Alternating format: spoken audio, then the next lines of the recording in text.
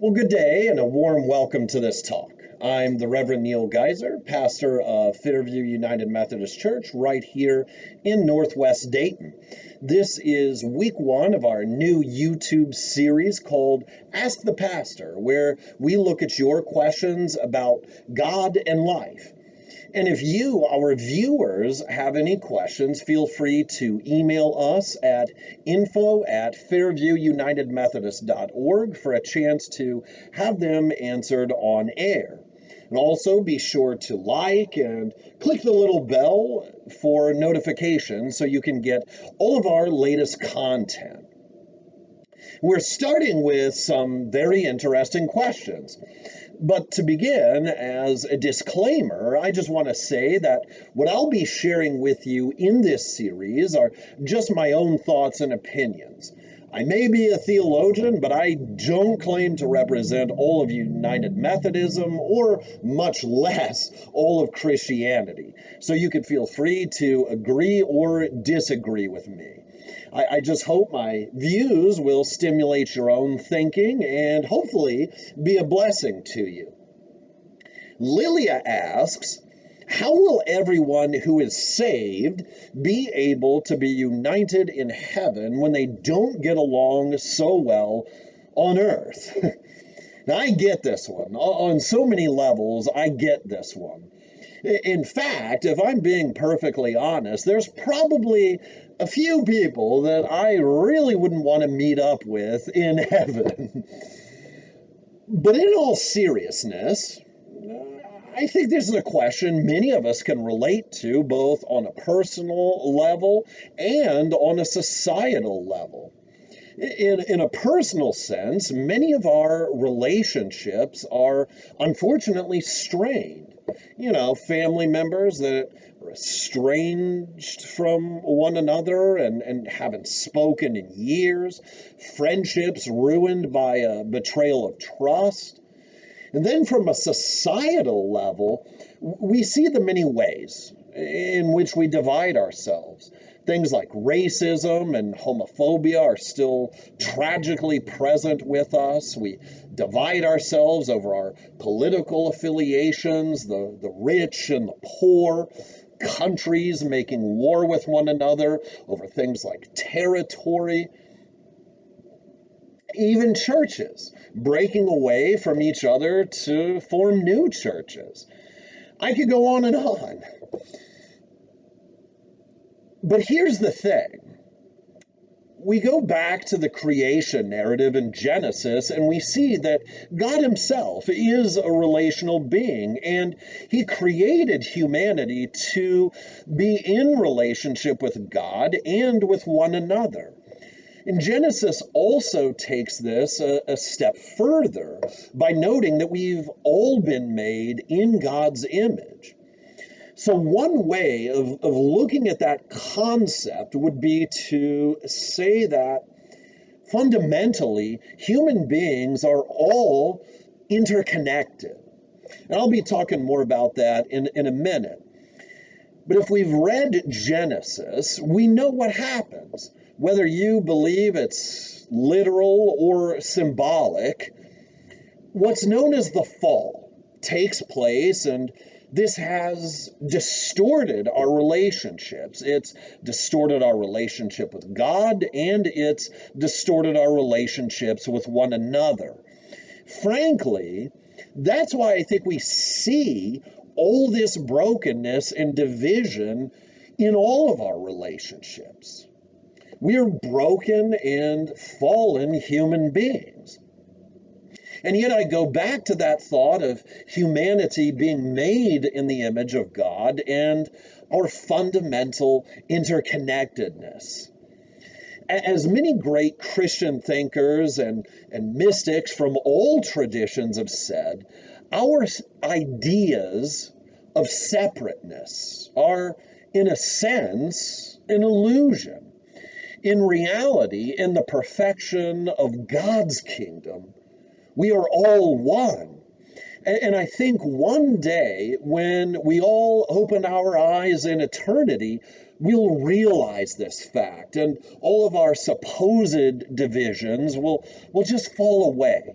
purified by the perfecting love of God and our perfected love towards one another. As a scriptural support for this, I go right to the book of Revelation, chapter 7, verse 9, where it says, "After this I looked, and there was a great multitude that no one could count, from every nation, from all tribes and peoples and languages, standing before the throne and before the Lamb, robed in white with palm branches in their hands." This passage notes that people from all nations, races, and languages will be together praising God in heaven. So, right now, when we think of those different designations in terms of our brokenness and our divisions, we think of it like that. But on that great and glorious day, all of that will be no more.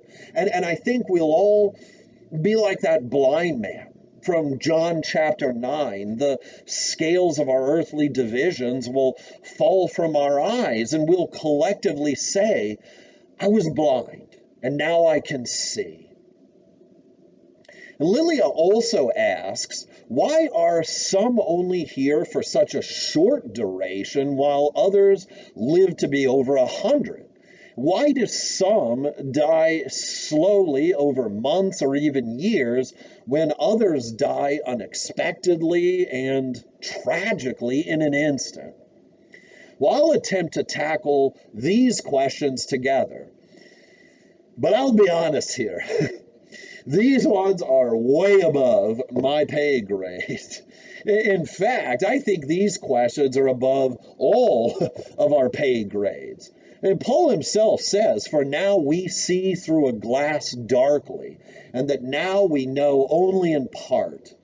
At the heart of these questions is what's known as the issue of theodicy.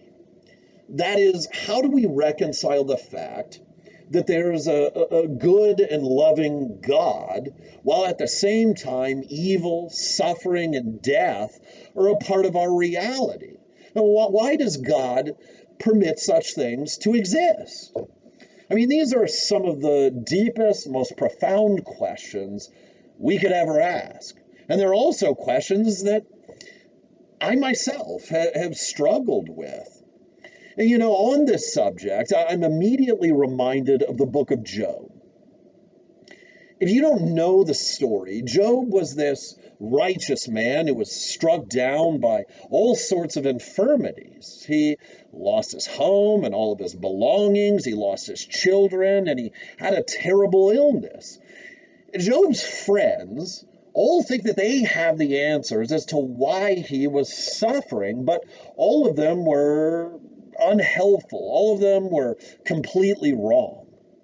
And that's why, speaking as a pastor, we should never attempt to explain away someone's suffering or when we're dealing with a tragedy, saying things like, well, God has a plan, or heaven just gained another angel. It just isn't helpful. Our speculations and our platitudes just aren't helpful. The real friend just sits with Job in the ashes. But then, of course, when God finally answers Job, we notice how God never answers Job's questions about why he suffered the way he did directly.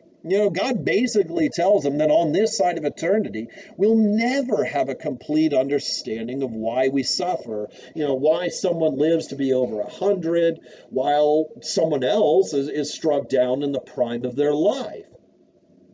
But the Apostle Paul does say we can see in part. Now, I wouldn't want to say any of these things to someone who's going through some kind of unfortunate circumstances right now, but maybe this can be food for thought as we ponder these types of questions ourselves. I was just talking about the fall of humanity a little bit ago, and I'm going back to that. The book of Genesis teaches us that humanity has collectively turned away from God. And the result of this is that suffering and death have entered into the world. So, in other words, what we are and what we have, this is not the world as God intended it to be. God did not create us so that we would suffer and die. In the proverbial garden, there was no suffering, no death, and presumably we could have lived forever. But God also created us to have true freedom, that we could freely accept or reject our relationship with God. And being in relationship with God means life. And not being in relationship with God means death. So in giving us freedom, God essentially allowed for the possibility of evil, suffering, and death. And that possibility has become our reality. And Paul also writes in Hebrews, of course, that it is appointed for man once to die. And that fact is a direct result of the fall. But let's look at this from another angle. This is something that helped me with the theodicy question when I was an atheist. Conversely, if there was no God, our suffering would essentially be meaningless. It's just a brute fact of life in a blind and impersonal cosmos. Our suffering is merely the products of random time and chance, just as creation itself is the random products of time and chance. So speaking frankly, there's no reason for any kind of hope in this view. Scientists and astrophysicists have said that the cosmos, the universe itself, is dying out. So where does that leave us, right? But on the other hand, if God exists, our lives have meaning. Creation has meaning. Even our suffering has meaning. And this is especially true in light of the Christian faith. God isn't some being that just blindly created and is somehow removed or detached from our suffering. No, we believe in a God who became what we are, who became flesh, who became human in Jesus Christ. And Jesus suffered as we suffer. He experienced every kind of pain and loss that we experience. And when we suffer, God in Christ suffers with us and for us. Now, on a practical level, maybe in some ways we could treat life as a kind of cosmic classroom.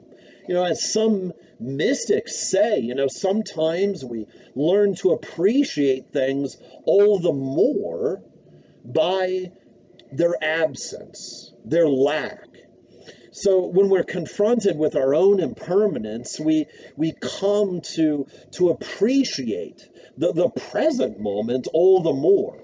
We appreciate our good health all the more when we've experienced ill health. We love all the more deeply and appreciate our togetherness when we've experienced loss.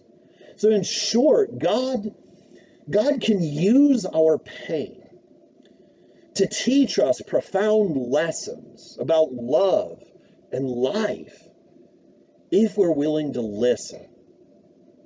But ultimately, I want to say that even though we suffer and experience all sorts of pain and loss throughout our lives, and I never want to minimize that, we do, as Christians, have hope. Suffering and death will never have the last word. In a time of great suffering and persecution of the early church, the Apostle Peter, he wrote this. He said, "In this you rejoice, even if now you suffer for a little while. You've had to suffer various trials so that the genuineness of your faith, being more precious than gold, that though perishable, is tested by fire, and may be found to result in praise and honor and glory when Jesus Christ is revealed." And that revealing of Jesus Christ, friends, that is our blessed hope.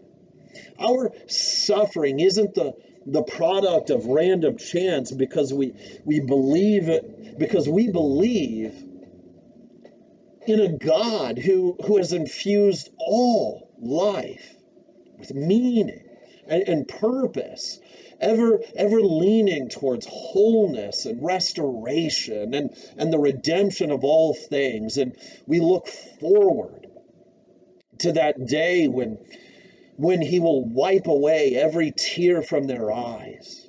Death will be no more. Mourning and crying and pain will be no more, for the first things have passed away. So I want to thank you for watching today, and I pray God's blessings to you wherever you may be. And if you're looking for a new church home, we hope you'll consider visiting us at Fairview United Methodist Church, where we feature some of the most inspiring traditional worship in the city of Dayton, and where no matter who you are, no matter where you've been, we have a seat for you at Fairview United Methodist Church.